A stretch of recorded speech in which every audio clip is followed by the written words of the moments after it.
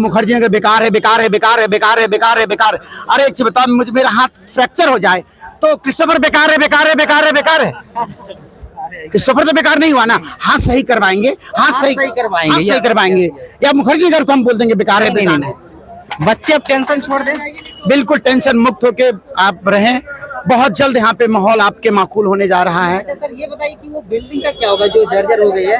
हाँ, ये बिल्डिंग वगैरह भी एक्चुअली पहले तो बहुत जर्जर बिल्डिंग, देखिए ये सामने बिल्डिंग दिख रहा होगा आपको, ये दिख रहा है बिल्डिंग आपको, ये इससे भी ज्यादा जर्जर इधर स्थिति थी, तो हम लोगों ने पूरा ठीक ठाक करवाया है। और ये अभी जितना भी कलर जो दिख रहा है ना आपको, वो कलर भी साफ हुआ था 2 साल पहले ही हुआ था, लेकिन फिर से हो गया। इस बिल्डिंग को भी सही करवाया जाएगा। अब रास्ते तो एक ही है इस बिल्डिंग नहीं एक्चुअली क्या है, रास्ते में आग लगी। हाँ, रास्ते लेकिन क्या है ना कि इसमें 3 प्लॉट है ना, तो तीनों बिल्डिंग का है ना कनेक्टेड है वो, यानी कि समझिए 6 रास्ते हो गए, 6 रास्ते हो गए, बच्चे 6 जगहों से बिल्कुल, और सब बिल्डिंग आपस में कनेक्टेड, हर फ्लोर कनेक्टेड है। तो संस्कृति जो आग लगी तो उसमें समस्या क्यों आई थी? समस्या भय, पैनिक, डर क्या होता है ना कि मान लीजिए अभी सांप यहाँ पे आ जाए ना आपको, अब यहाँ पर तभी का माल होगा, सब स्टेज छान लगा देंगे, तो सांप का भय, सांप ने कुछ नहीं किया।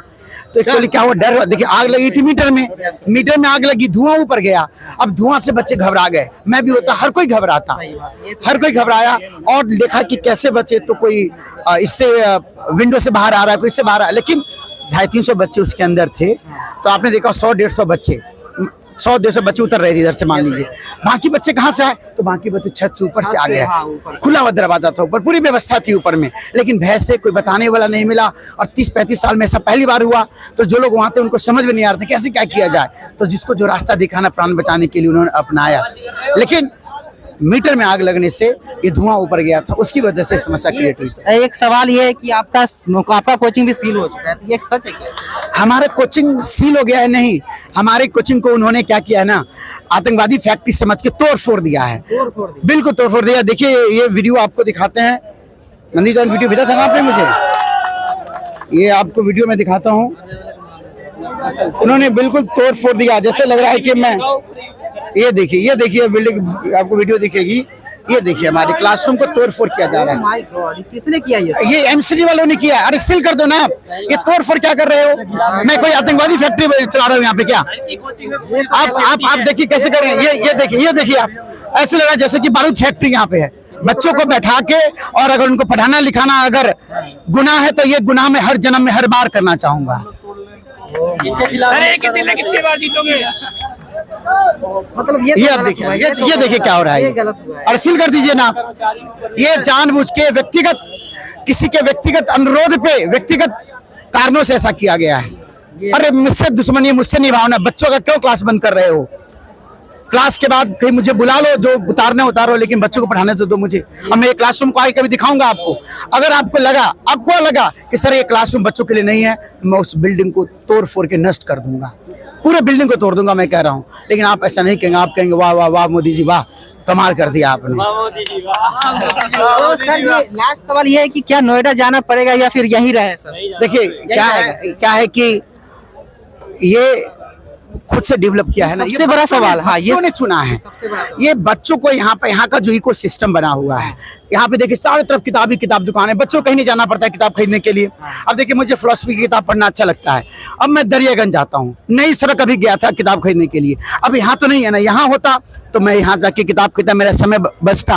लेकिन यहाँ पे फिलोसफी की किताब, स्पिरिचुअलिटी की किताब, मोटिवेशन की किताबें नहीं मिलती है, यहाँ पे कंपटीशन की किताबें मिलती है। तो बच्चा को किताब खरीदने में, नई किताब खरीदने में कोई दिक्कत नहीं होती है। अपडेट होकर हर मतलब छपा, 2024 में एग्जाम हुआ और अभी छपा और वही बच्चों को मिल गया।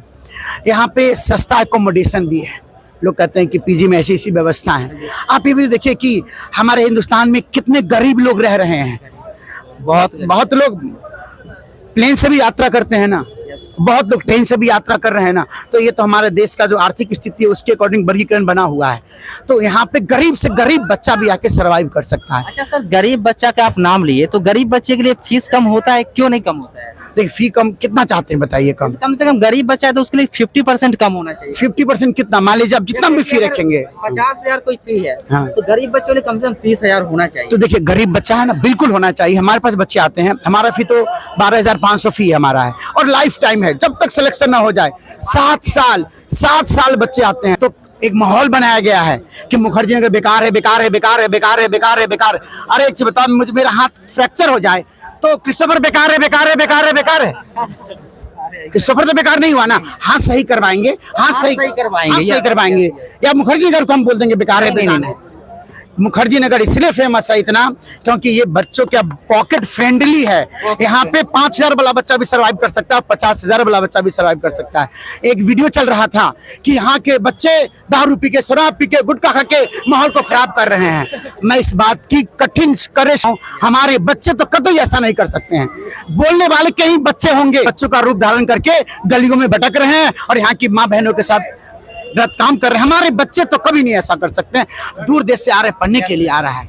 ये काम करना तो अपने गांव में कर लेता, अपने शहर में कर लेता। यहाँ पे पढ़ाई पैसा खर्च करके काम करेगा, बदनामी करेगा अपने आप। हमारे बच्चों का संस्कार ऐसा नहीं है। और एक दो करते भी होंगे तो इसका मतलब नहीं कि पूरा मुखर्जी नगर बेकार हो गया। लास्ट लाइन मोटिवेशन क्या बोलना चाहेंगे बच्चों? गुलाब ख्वाब दवा जहर जाम क्या क्या है, गुलाब ख्वाब दवा जहर जाम क्या क्या है, मेरे बच्चे आ गए हैं इंतजाम क्या क्या है, मेरे बच्चे क्या है। इमाम कलंदर फकीर क्या क्या है, तुम्हें पता नहीं तेरा गुलाम क्या क्या है, तुम्हें पता नहीं तेरा गुलाम क्या क्या है। तो मैं बच्चों से यही कहूंगा, अपने बिलीफ सिस्टम को बनाए रखो। आपने सुना होगा कि हाथी से पूछा गया, भाई हाथी तो इतना विशाल, फिर जंगल का राजा क्यों नहीं हो। इससे पूछा गया जो चीता क्या कहते हैं, जो सबसे लंबा होता है, जिराफ, कि भाई तुम इतना विशाल का है, तुम क्यों नहीं हो यहाँ पे। वो भी कुछ नहीं बोल पाया। फाइनली शेर के पास पहुंचा गया और पूछा, भाई कि तू बता जंगल का राजा तो क्यों, तुम तो इतना कमजोर हो, चीता की तरह दौड़ भी नहीं सकते हो, तुम हाथी की तरह विशाल भी नहीं हो, जिराफ की तरह लंबे भी नहीं हो, फिर तुम अपने आप को राजा कैसे मानते हो। बोले मैं अपने आप को राजा मानता हूँ, मैं मानता हूँ इसलिए मैं राजा हूँ। वो लोग नहीं मानते हैं, विशाल हैं, जिराफ विशाल होने के बाद वो मानता ही नहीं है, इसलिए वो सब कुछ होने के बावजूद भी वो कुछ भी नहीं है, और मैं कुछ न होने के बावजूद भी मैं राजा हूँ क्योंकि मैं मानता हूँ। तो मैं ये बच्चों कहता हूँ कि तुम मान लो आज से ही कि तुम देश के प्रधानमंत्री हो।